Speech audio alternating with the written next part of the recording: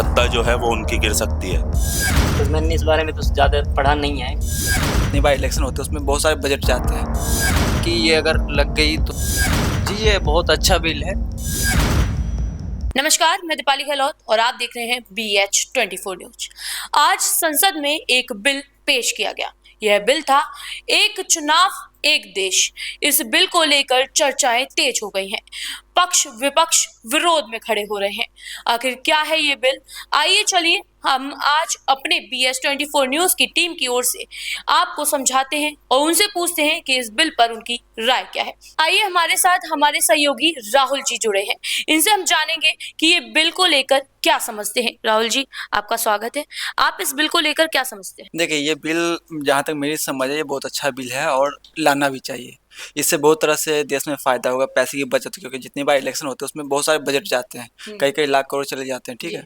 इस तरह से देश में पैसों की बचत होगी। और ऐसा नहीं कि ये सारे जो विपक्ष अपोज कर रहे हैं, इसका मतलब ये नहीं एक ही दिन होगा, ये ना एक बैच में होगा, ठीक है। 3 से 4 महीने के बैच में इसको इलेक्शन को परफॉर्म किया जाएगा।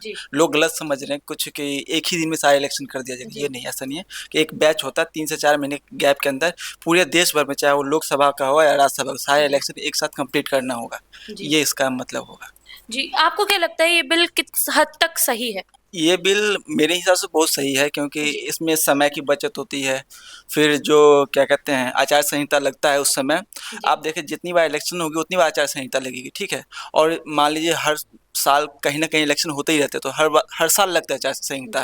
तो इसमें क्या होता है कि हम यदि एक बार इलेक्शन हो जाए तो वो जो कम ज़्यादा समय जो आचार संहिता में जा रहा था वो नहीं जा करके एक बार जाएगा, ठीक है। तो इससे हमें एफिशिएंसी बढ़ जाएगी हमारे गवर्नमेंट के काम करने की। और वो इलेक्शन में जो बार-बार विजिट करते हैं, यहाँ जाना वहाँ जाना, वो टाइम को वहाँ ना गवा करके हम अपने डेवलपमेंट पे फोकस कर सकते हैं उस पे। तो जैसे कि आपने देखा, राहुल जी का कहना है कि हम डेवलपमेंट पर फोकस कर सकते हैं, टाइम की बचत कर सकते हैं। उसी के साथ हम जुड़ेंगे अब हमारे गौस सर से और जानेंगे कि वो इस पर क्या राय रखते हैं। गौस जी, आपका स्वागत है। आप इस पर क्या राय रखते हैं? सही है, बस मैंने इस बारे में तो ज़्यादा पढ़ा नहीं है, क्योंकि one nation one election context मतलब लफ्ज़ों से पता चल रहा है कि ये एक चुनाव और एक राष्ट्र की बात की जा रही है। तो बस आपकी नज़र में ये सही? हाँ, सही। चलिए आइए और जानते हैं यहाँ बैठे हमारे सहयोगियों से कि वो इस पर अपनी क्या राय रखते हैं। शहनवाज जी, स्वागत है आपका। आप इस पर क्या राय रखते हैं?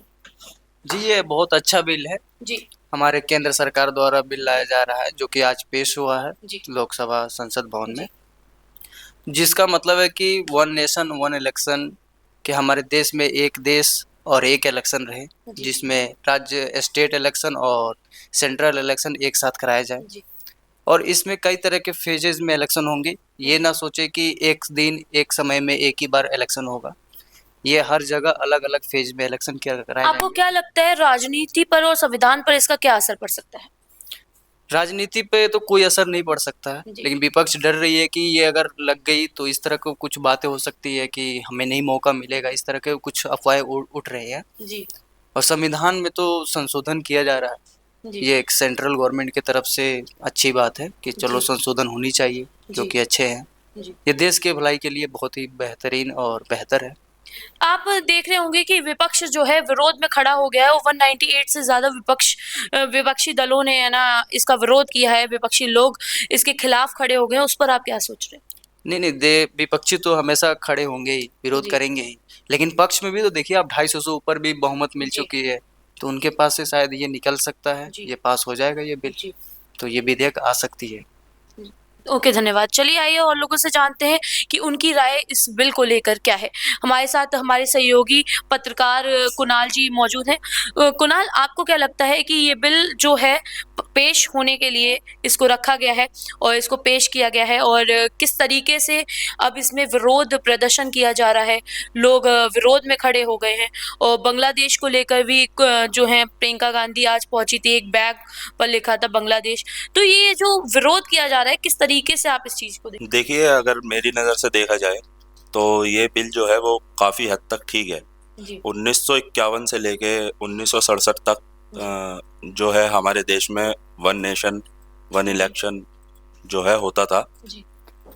तो उसके बाद जैसा कि उन्होंने बताया अभी अगर ये ना हो तो हर साल देश में इलेक्शन होता है जी और आचार संहिता भी लगती है, विकास कार्य जो है वो रुक जाते हैं। जी तो काफी हद तक देखा जाए तो ये बिल मेरी नज़र से ठीक है। जी चलिए धन्यवाद। और लोगों से जानते हैं कि उनका इस बारे में क्या राय है, किस तरीके से वो सारे चीज़ों को देखते हैं और किस तरीके से वो देखते हैं, और क्या ये बिल आपकी नज़र में सही है या नहीं। आइए चलिए और लोगों से जानते हैं। सुमन हमारे साथ जुड़ी है, हम उनसे जानेंगे कि एक देश एक चुनाव पर उनकी राय क्या है। सुमन क्या सोचती हैं आप? मैम मेरी नज़र में तो ये जो बिल आया है वो ठीक है, क्योंकि बार बार चुनाव करवाने से आर्थिक खर्चे भी ज़्यादा होते हैं।